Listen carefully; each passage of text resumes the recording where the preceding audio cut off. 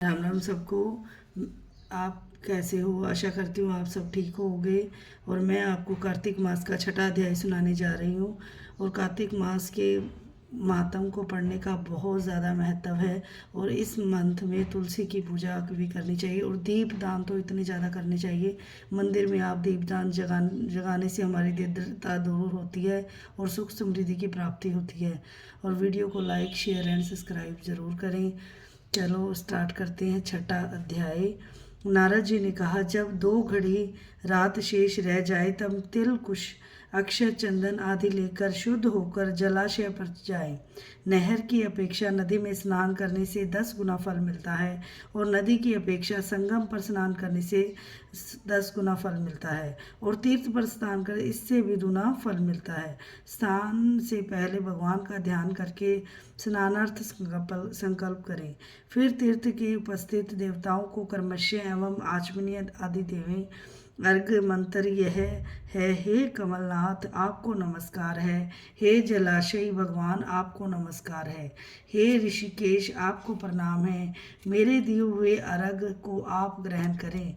बैकुंठ, प्रयाग तथा बद्रिकाश्रम में जहाँ कहीं भगवान विष्णु गए वहाँ उन्होंने 3 प्रकार से अपना पैर रखा था। वहाँ पर ऋषि वेद यज्ञों के सहित समस्त देवता मेरी रक्षा करते रहे।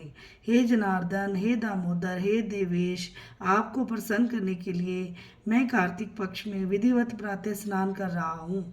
आपकी कृपा से मेरे समस्त पाप नष्ट हो जाएं। हे हरे, कार्तिक मास में व्रत तथा विधि पूर्वक स्नान करने वाला मैं अर्घ्य देता हूँ। आप राधिका सहित ग्रहण करें। हे कृष्ण, हे प्रबल राक्षसों को नाश करने वाले भगवान, हे पाप नाशक, कार्तिक मास में नित्य प्रति दिए हुए मेरे इस अर्घ्य द्वारा कार्तिक स्नान का व्रत करने वाला फल मुझे प्राप्त हो। विष्णु, शंकर तथा सूर्य का ध्यान करके जल में प्रवेश करें और नाभि पर्यंत जल में खड़ा होकर विधि पूर्वक स्नान करें। गृहस्थी तिल और आंवले का चूर्ण लगाकर, विधवा स्त्री व जति तुलसी की जड़ की मिट्टी लगाकर स्नान करें। सप्तमी, अमावस्या, नवमी, त्रयोदशी, द्वितीया, दशमी आदि तिथियों को आंवला तथा तिल से स्नान नहीं करना चाहिए। स्नान करते हुए निम्न शब्द कहें। जिस भक्ति भाव से भगवान ने देवताओं के कार्य के लिए 3 प्रकार का रूप धारण किया था, वही पाप नाशक भगवान विष्णु अपनी कृपा से मुझे पवित्र बनाए।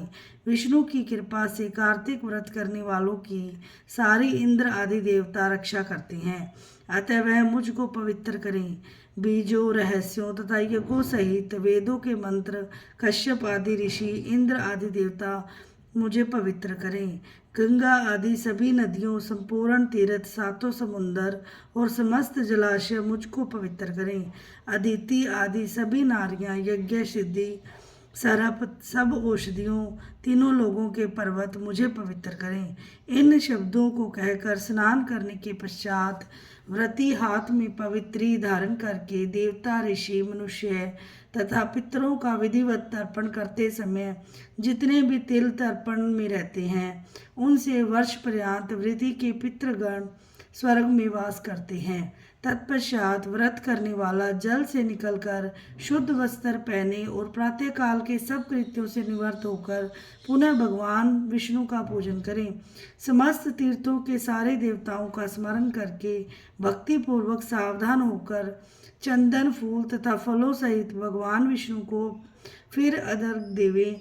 अर्घ मंत्र का अर्थ यह है, पवित्र कार्तिक मास में मैंने स्नान किया है। हे विष्णु जी, राधा के साथ आप मेरे दिए अर्घ को ग्रहण करें। पश्चात चंदन, फूल तथा तांबुल आदि से वेद पाठी ब्राह्मणों का श्रद्धापूर्वक पूजन करें और बार बार साष्टांग प्रणाम करें। ब्राह्मणों के दाएं पैर में तीर्थ रहते हैं, मुख में वेद और सारे अंगों में देवता निवास करते हैं। अपने कल्याण की कामना कर रखने वाले लोग न इनका अपमान करें और न इनके साथ विरोध करें। फिर एकाग्रचित्त से भगवान विष्णु की प्यारी तुलसी का पूजन करें, उनकी परिक्रमा करें तथा उनको प्रणाम करें। हे देवी, हे तुलसी, देवताओं ने प्राचीन काल में तुम्हारा निर्माण किया है और ऋषियों ने तुम्हारा पूजन किया है। हे विष्णु की प्यारी तुलसी, आपको प्रणाम है। आप मेरे सब पापों का नाश करो। इस प्रकार भक्ति पूर्वक जो लोग कार्तिक व्रत का अनुष्ठान करते हैं वह संसार में सुखों को भोगते हुए अंत में मुक्ति को प्राप्त होते हैं। सारे रोगों का नाश करने वाला, पापों को नष्ट करने वाला, मनुष्य को श्रेष्ठ बुद्धि देने वाला, धन आदि का साधन, मुक्ति और कोई उत्तम व्रत संसार में नहीं है। बोलो श्री कृष्ण भगवान की जय हो, नारायण भगवान की जय हो। इस तरीके से कार्तिक मास का बहुत ज़्यादा महत्व है और कार्तिक मास में व्रत करने से, एक भी व्रत करते हो तो 100 गुना फल प्राप्त होता है। तो कार्तिक मास में पूरे महीने का हमें व्रत जरूर करना चाहिए। जय श्री श्याम, राधे राधे।